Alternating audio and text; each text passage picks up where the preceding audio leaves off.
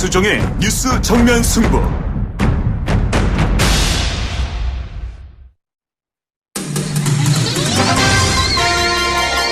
정면 스포츠.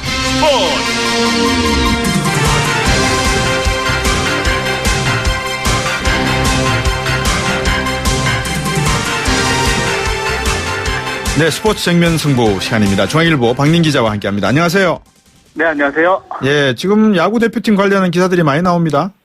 네, 오늘 야구대표팀 명단에 변화가 있기 때문인데요. 네. 올해 3월에 야구 국가대항전 월드 베이스볼 클래식이 열리는데요. 네. 김민식 대표팀 감독이 오늘 28명의 명단에 변화를 줬는데, 네. 음주 뺑소니 사고를 일으킨 피츠버그 강정호와 예. 부상당한 SK 김광현, 롯데 예. 강민호를 제외하고, 대신에 넥센 김하성과 NC의 김태군을 뽑았습니다. 네. 그리고 최대 관심사였던 세인트루이스 투수 오승환의 발탁 여부는 보류했고요. 네. 11일에 재논의합니다. 왜 보류했습니까?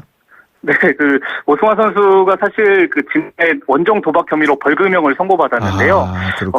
이런 불법을 저지른 선수를 대표팀에 뽑아야 된다는 의견도 있고, 예. 또 대표팀 전력을 위해서 그리고 선수 의지가 강하기 때문에 또 발탁해야 된다는 의견이 또 첨예하게 대립해서 결정을 뒤로 미뤘습니다. 저는 발탁하지 않는 게 옳다고 봅니다만 제 개인적인 생각이고 김민식 감독 고민이 크겠습니다. 네, 일단 선발 투수 류현진과 김광현이 부상으로 빠진 데다가 예. 텍사스 추신수와 볼티머 김현수 등 메이저리그 합류도 불투명하고요. 네. 그래서 김민식 감독은 일단은 오승환이 필요하다는 입장입니다.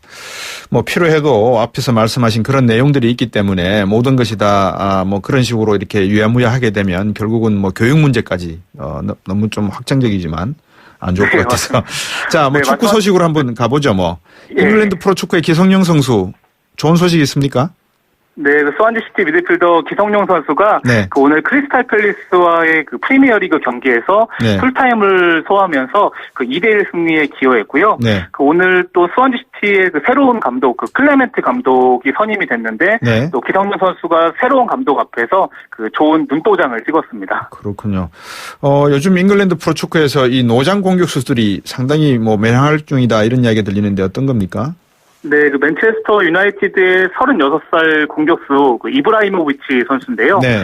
이브라이모비치 선수는 올 시즌에 13골을 터뜨리면서 득점 2위를 달리고 있고요. 네. 자신을 세월이 흐를수록 진해지는 레드와인으로 묘사했고 또 마음은 20살인데 50살까지 뛰겠다고 자신감을 나타내고 있습니다. 근데 사실 이런 노장 선수 체육계에서 보통 노장이라고 하면 몇 살 정도를 노장이라고 할 수 있습니까? 물론 종목마다 다르긴 하겠지만.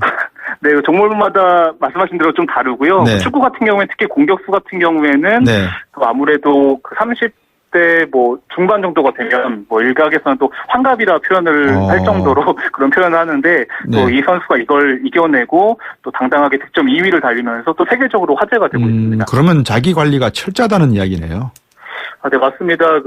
이브라이모비치 선수도 마찬가지고요. 네. 또 다른 종목에도 이런 선수들이 굉장히 많은데요. 누굽니까? 또 메이저리그의 마이애미에서 뛰고 있는 예. 일본인 이치로 선수가 대표적입니다. 그렇죠. 예. 43살인데도 메이저리그 최고령 타자로 뛰고 있고요. 네. 집에서 TV를 볼 때도 또 시력 보호를 위해서 선글라스를 뜰 정도로 자기 관리에 굉장히 철저합니다. 예. 그리고 프로축구 전북의 38살 공격수 이동국 선수도 예. 또 부상을 당하면 잘 때도 아이싱을 하는 독종으로 잘 알려져 있습니다. 그렇습니다. 지금 이런 동계 스포츠 그러면 역시 농구하고 배구인데 네. 배구 농구도 요즘 노장 선수들이 많이 있나요? 네, 저도 지금 삼성과 예. 전자랜드의 경기가 열리고 인천 경기장에 나와 있는데요. 네. 또 삼성에서 대표적으로 올해 40살이 된 주희정 선수가 예, 또 그렇군요. 프로농구 최초로 최근에 1000경기 돌파도 했고요. 예. 또 오늘도 1500 어시스트에 단 2개만 남겨놓고 있는데 네. 또 말씀하신 대로 배구나 농구 코트에서도 이렇게 노장들이 그렇군요. 마지막 노익장을 과시하고 있습니다. 후배들이 잘 본받아야 될 그런 선배들 같습니다. 오늘 말씀 여기까지 듣겠습니다. 고맙습니다. 네, 감사합니다. 지금까지 중앙일보의 박민 기자였습니다. 19대 대선 미리 보기. 여론을 알면 민심이 보인다. 데이터를 보면 내일이 열린다. 네, 곽수정의 뉴스 정면 승부 개편을 맞아서 이번 주 다양한 코너를 여러분들께 선보이고 있습니다. 매주 수요일 이 시간에는 이 조기 대선의 주요 이슈와 구도 또 주목해야 할 후보 등에 대해서 19대 대선을 미리 들여다보는 시간 갖도록 하겠습니다. 이 과학적이고 통계적인 여론조사와 전문가들의 분석이 더해진 19대 대선 미리 보기 함께 하실 두 분부터 소개해드리도록 하겠습니다. 윈지 코리아 컨설팅의 박시영 부대표님 나오셨습니다. 안녕하십니까? 예, 안녕하십니까. 박시영입니다. 예, 제 오른쪽에 앉아 계셔서 우파 쪽이시겠네요. 아닙니다. 예, 자, 아젠다 센터의 이상일 대표 나오셨습니다. 안녕하십니까? 네, 안녕하세요. 좌파신가요?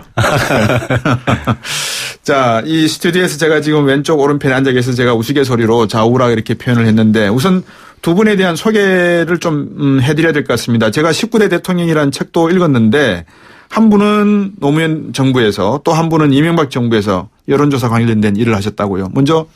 네, 저는 그 참여정부 노무현 정부에서 청와대에서 여론조사. 박시영 부대표시죠. 예, 여론조사 국장으로 한 3년간, 만 3년간 근무를 했었습니다. 네. 그 이후로도 이제 여론조사를 쭉 하면서 정치 컨설팅을 함께 해오고 있습니다. 네. 우리 이상일 대표님. 예, 저는 원래 이제 여론조사 업계에 있다가 네. 예, 이명박 정부 출범하고 한 4년 반 정도 예. 청와대에서 여론조사 관련된 일을 했었고요. 네. 박근혜 정부에서도 초기 2년 동안 같은 일을 했었습니다. 그렇군요. 자, 박근혜 정부라 그러니 갑자기 제가 고개가 한 번 더 돌아갔습니다. 어떤 느낌이십니까 지금?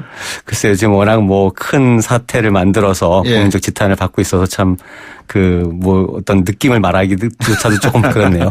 네, 뭐 이상일 대표께서 뭐 여론조사를 많이 하셨겠지만 차기 대선 이제 19대 대선에서 더 중요한 일이 남아 있지 않습니까? 거기에 대해서 이제 저희들이 한번 말씀 나눠볼 건데 앞에서 제가 책 이야기도 말씀드렸습니다만 두 분께서 책 작업을 같이 하셨다고요? 안 싸우셨어요? 네, 그 싸울 일은 없었고요. 예. 다만 이제 그 비슷한 면도 있고 좀 다른 시각도 있으니까. 네. 그런데 이제 책 작업을 하면서 네. 아, 보수는 저렇게 생각하는구나. 제가 몰랐던 면을 느끼게 한 부분도 많이 있었습니다. 그래서 예. 원래 이제 취지 자체가 대선 필독서를 하나 제대로 만들자. 네.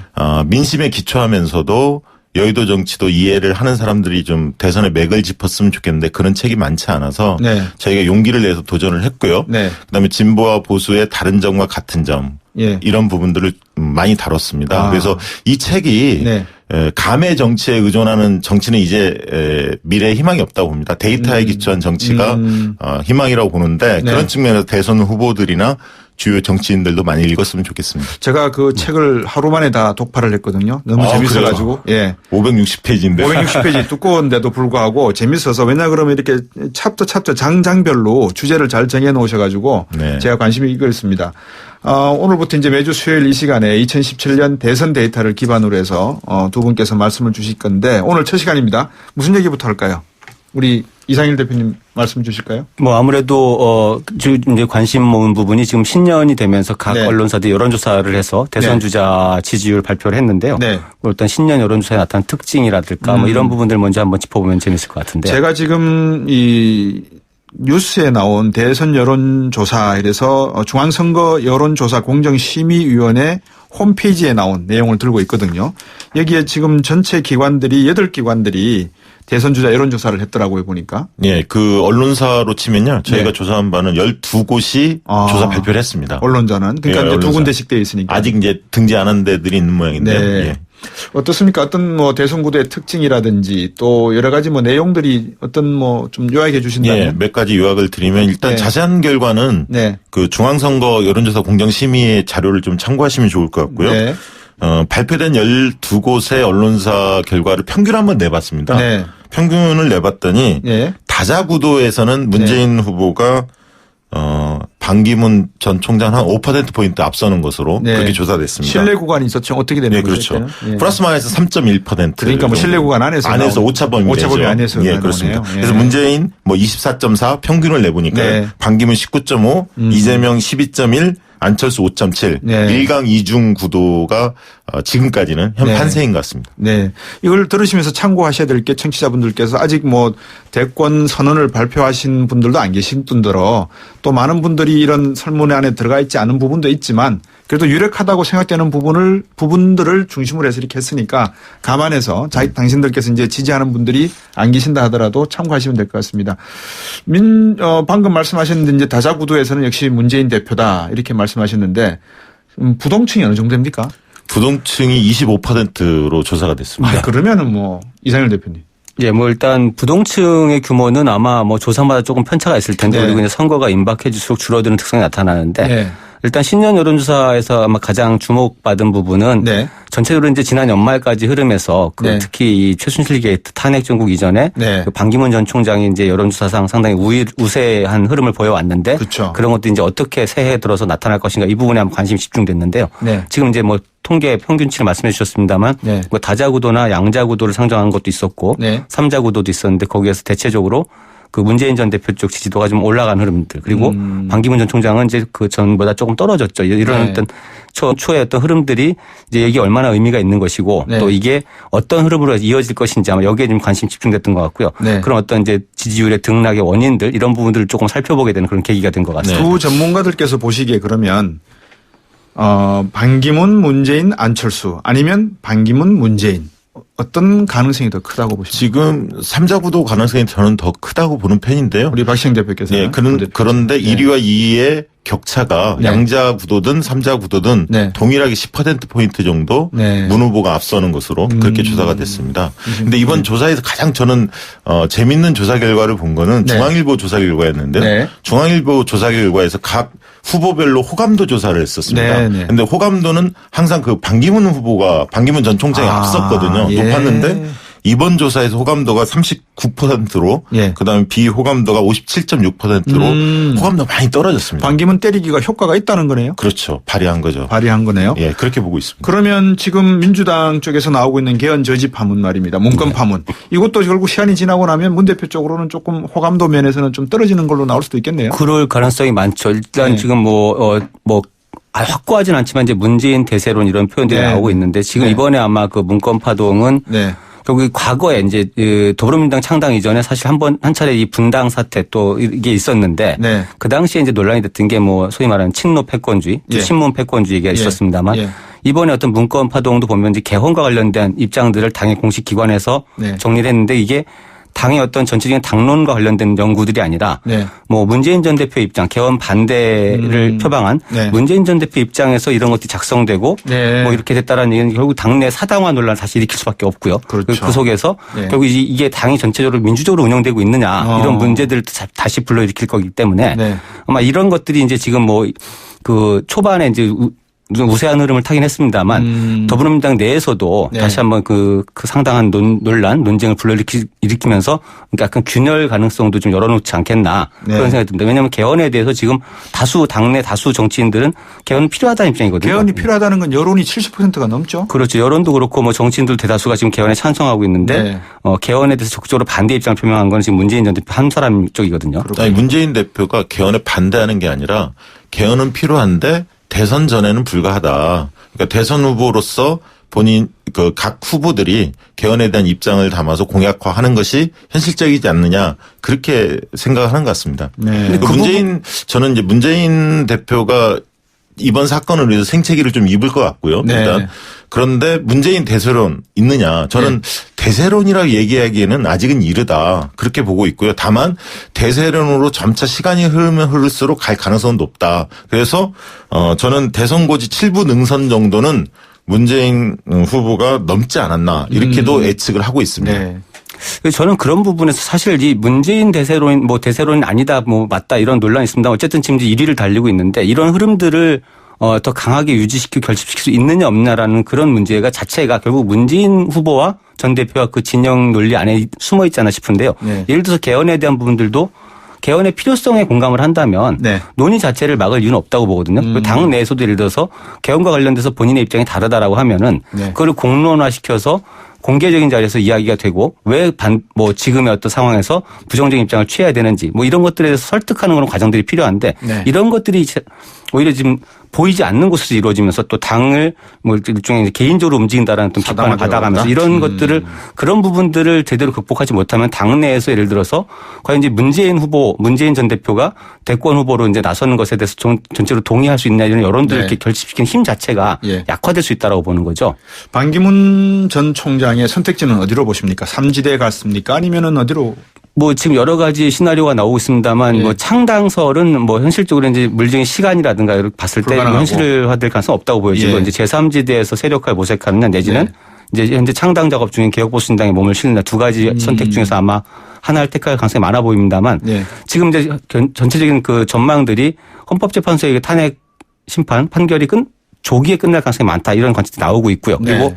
실제로 이제 대선에 뛰어들려고 하는 분들 입장에서는 그 남아있는 시간, 실제 본인들의 어떤 지지도를 끌어올릴 수 있는 게 많지가 않습니다. 네. 그렇게 본다라고 하면은 오히려 지금 반기문 전 총장이 귀국 시점을 좀 앞당겼거든요. 네. 그런 얘기들은 이제 이런 어떤 대선 행보에 뛰어드는 어떤 구도나 흐름들을 예. 좀 본격적으로 하겠다라는 의지가 담겨 있는 게 아닌가 싶어지고요. 쉽게 네. 보이고요. 네. 그래서 이 제3지대에서 독자적으로 세력을 끌어모은 뒤에 예를 들어서 뭐 통합 후보로 나선다 이런 구상들이 네. 아마 현실화될 시간이 물리적으로 부족하다라고 보면 신당이 합류하는 전격적으로 합류하는 그런 그림도 가능성이 높아진 게 아닌가 생각이 네. 됩니다. 저도 뭐 비슷한 생각이고요. 네. 1단계, 2단계로 나눠서 생각할 것 같아요. 네. 먼저는 무소속 신분으로 캠페인을 좀 전개하면서 독자적으로 정당이 아닌 정치 결사체를 좀 만들 것 같고요. 그래야 새누리당이나 다른 당 의원들이 탈당하지 않으면서도 우호적으로 관계를 맺을 수가 있으니까요.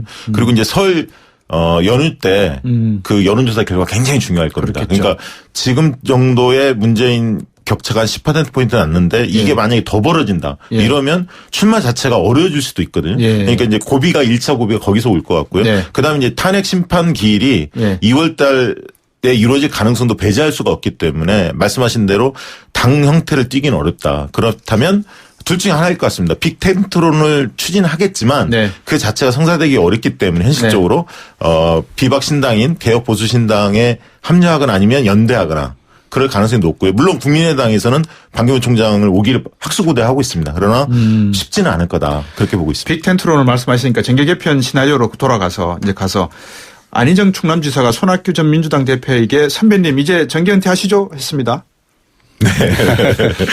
상당히 평소에는 좀 점잖은 분인데 그러니까요. 상당히 과격한 표현을 했어요. 왜 그러죠? 그러니까 이제 본인 주장을 보니까 예. 정당 정치가 제대로 서야 한다. 예. 그런데 선거 시기에 앞두고 항상 예. 이 정계개혁이나 합정연행 예. 이런 것들이 횡행하는 것은 옳지 않다.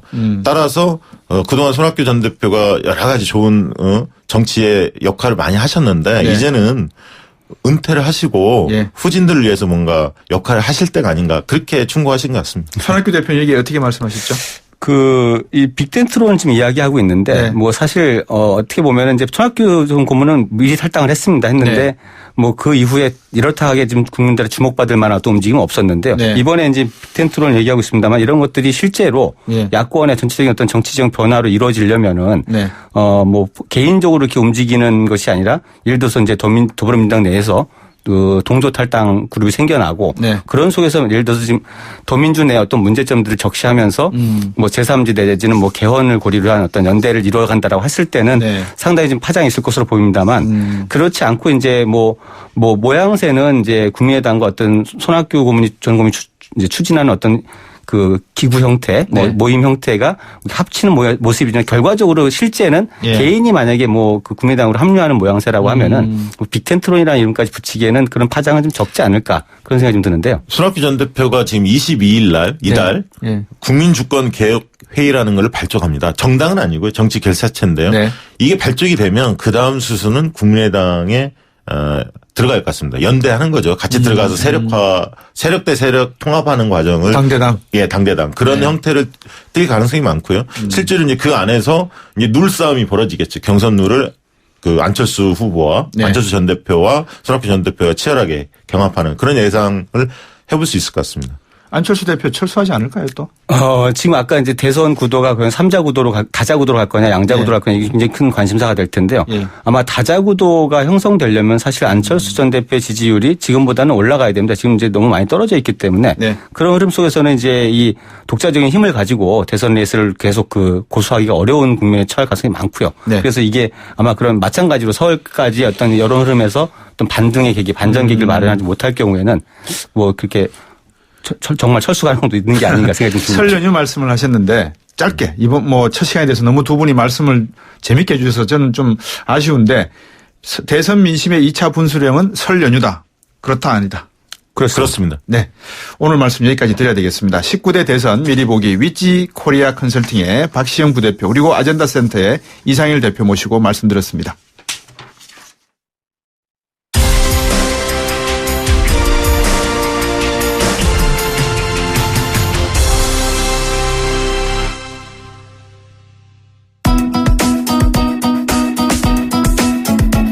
네, 뉴스 정면 승부 YTN 뉴스 FM에서 여러분들과 함께했습니다. 준비한 내용 어떻게 들으셨습니까? 지금까지 프로듀서 이은지, 작가 홍기, 강현지, 기술감독 신동혜, 황보아, 진행의 곽수정이었습니다. 내일 또 뵙겠습니다. 감사합니다.